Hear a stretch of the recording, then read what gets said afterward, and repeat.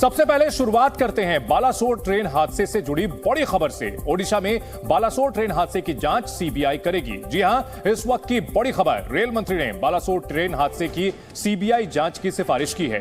कुछ देर पहले रेल मंत्री अश्विनी वैष्णव ने प्रेस कॉन्फ्रेंस कर ऐलान किया कि रेल हादसे की जांच सीबीआई से करने की सिफारिश उन्होंने की है। रेल मंत्री ने कहा, जिन हालातों में यह ट्रेन हादसा हुआ उसे ध्यान में रखते हुए सीबीआई जांच की सिफारिश की गई है।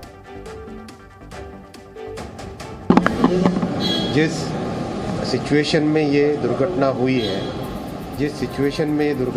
है, और जो परिस्थितियां हैं उन सबको ध्यान में रखते हुए जो कुछ अब तक का एडमिनिस्ट्रेटिव इंफॉर्मेशन मिली है उस सबको ध्यान में रखते हुए आगे की इंक्वायरी के लिए, आगे के इन्वेस्टिगेशन के लिए इस केस को, इस पूरे मामले को सीबीआई के पास देने का रेलवे बोर्ड की तरफ से रिकमेंडेशन किया जा रहा है। बालासोर ट्रेन हादसे के 48 घंटे बाद हम आपको ऐसी तस्वीर दिखाने जा रहे हैं जिसे देखकर आप कहेंगे दुनिया से मानवता नाम की चीज गायब हो रही है। जैसे लाशों के ऊपर गिद्ध की नजर रहती है, ठीक वैसे ही ट्रेन हादसे के बाद कोरमंडल एक्सप्रेस के सामानों पर कुछ लोगों की बुरी नीयत थी। ये वो सामान था जिन्हें लोगों ने ऑनलाइन ऑर्डर कर मंगाया था। सामान पहुंचने से पहले ही लूट लिए गए। त्रासदी के बीच अमानवीयता की ये तस्वीरें बालासोर में देखने को मिली।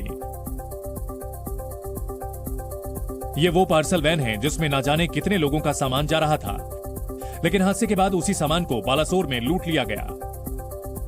कोरमंडल एक्सप्रेस के पार्सल वैन से सामान निकालकर कुछ लोग उसे अपने साथ ले गए। जिसके हाथ जो लगा उसे लेकर वो चंपत हो गया। कई लोग कपड़ों का बंडल लेकर भागते दिखे। पार्सल वैन से सामान लेकर लोग जंगल में जमा करते भी दिखे, तो कुछ लोग उसे मौके पर ही पहनते और नापते दिखे। एक एक पैकेट जो है उसे खोला जा रहा है और अगर हम थोड़ा ध्यान से देखें तो जिनमें कपड़े पैक थे उनको खोलकर जो है लोग उसे पहनकर ट्राई करके देख रहे हैं, साथ ही नाप कर देख रहे हैं और पूरी तरीके से यहाँ पर बैगों को जो है लेकर जाया जा रहा है। एक तरफ मजदूर रेल रूट को बहाल करने में लगे थे तो दूसरी तरफ पार्सल वैन में लूट मची थी।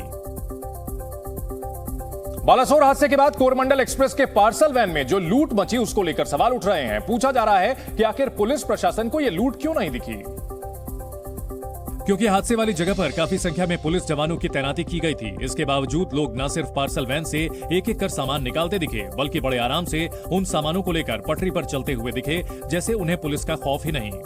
नहीं तो सुरक्षा कर्मी उन्हें रोक रहे हैं या पूछ रहे हैं ये कहां से सामान ले रहे हैं और वो आगे बढ़ते चले जा रहे हैं। साथ ही आपको दिखाते हैं उस ट्रेन से देखिए एक एक कर बैग निकाला जा रहा है। यहाँ तक कि पार्सल वैन के दूसरी तरफ पटरी से मलबा हटाने का काम चल रहा था, यानी जिस जगह पर मरम्मत का काम चल रहा था उसी से कुछ दूरी पर लोग आराम से सामान लाद कर ले जा रहे थे। सवाल ये कि आखिर पार्सल वैन की सुरक्षा में पुलिस वालों की तैनाती क्यों नहीं की गई। कोच की फिलहाल जो है कोई भी सुरक्षा के लिए मौजूद नहीं है और उसके बाद जो है यहाँ पर इस तरह से लूट मच रही है। हालांकि बाद में पुलिस सामान लेकर जाते कुछ लोगों को दौड़ाती दिखी, लेकिन तब तक देर हो चुकी थी। पार्सल वैन से बहुत सारा सामान लूटा जा चुका था। रेल हादसे के बाद पूरे देश में शोक की लहर है और हजारों परिवारों को जिंदगी भर का जख्म मिला। लेकिन दर्द के ऐसे लम्हे में एयरलाइंस कंपनियों पर विमानों की टिकट में लूट मचाने का आरोप लगाया। बताया गया कि ओडिशा के बालासोर ट्रेन हादसे की खबर आते ही विमान किराए ने रॉकेट की रफ्तार से तेजी पकड़ ली और कोलकाता से भुवनेश्वर, विशाखापट्टनम, हैदराबाद, चेन्नई और बेंगलुरु के लिए टिकट की मांग बढ़ गई। जिसके बाद हादसे से ठीक पहले कोलकाता से भुवनेश्वर की जो टिकट 6,000 से 7,000 रुपए में मिल रही थी, वो मांग बढ़ने के बाद 12,000 से 15,000 रुपए की मिलने लगी। इसी तरह कोलकाता से विशाखापट्टनम का टिकट 6,000 से 16,000 रुपए पर पहुंच गया और कोलकाता से हैदराबाद जाने के लिए विमान का 6,000 रुपए वाला टिकट 18,000 रुपए में बिकने लगा। हाल यह हो गया कि कोलकाता से चेन्नई के लिए वन स्टॉप फ्लाइट का किराया 20,000 रुपए से शुरू ही हुआ। हालांकि विमान कंपनियों के ऐसे रुख के बाद केंद्र सरकार ने टिकट की दरों में बढ़ोतरी पर लगाम लगाने के निर्देश दिए। उड्डयन मंत्रालय ने एडवाइजरी जारी कर पीड़ित परिवार को शव ले जाने में मदद करने के भी निर्देश दिए हैं। और ये तस्वीरें आपको हम दिखा रहे हैं जिस तरह से बालासोर हादसे के बाद वहां पर एक और लोग मदद करने पहुंच रहे थे, दूसरी ओर कई लोग ऐसे भी थे जो कि वहां लूट मचाने के लिए पहुंचे थे। ऐसी तस्वीरें मानवता को शर्मसार करने वाली हैं। कोरमंडल एक्सप्रेस से सामानों की लूट करते हुए इन लोगों को देखिए किस तरह से बंडल के बंडल निकाल करके भाग रहे थे। कुछ लोग इसे जंगल में ले जाकर जमा कर रहे थे, कुछ लोग वहीं पर ट्राई कर रहे थे। ये वो सामान था जो कि पार्सल वैन में रखा हुआ था। ऑनलाइन डिलीवरी के लिए यह सब सामान जाता है, लेकिन कई लोग ऐसे थे जो कि इस लूट में शामिल थे। ऐसी तस्वीरें शर्मसार करने वाली हैं। एक और जहां मानवता की मदद करने के लिए लोग खून देने के लिए अस्पतालों में लाइन लगा रहे थे, वहीं कुछ ऐसे बेशर्म लोग भी थे जो कि इस मौके का इस्तेमाल आपदा को अवसर के तौर पर कर रहे थे और लूट को अंजाम दे रहे थे।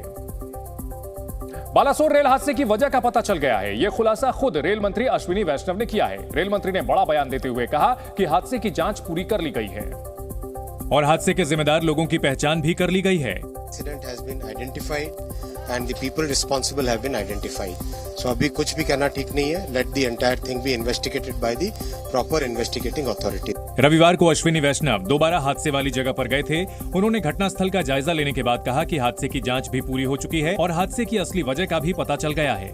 जैसे इंक्वायरी रिपोर्ट होगी सारे तथ्य पता चलेंगे, लेकिन एकदम क्लियर इसका रूट कॉज, इस इतने दर्दनाक, इतने भयानक एक्सीडेंट का रूट कॉज ऑलरेडी आइडेंटिफाई हो गया है। रेल मंत्री 40 घंटे से भी ज्यादा वक्त से हादसे की जगह पर मौजूद हैं। हर मामले पर वो खुद नजर रख रहे हैं।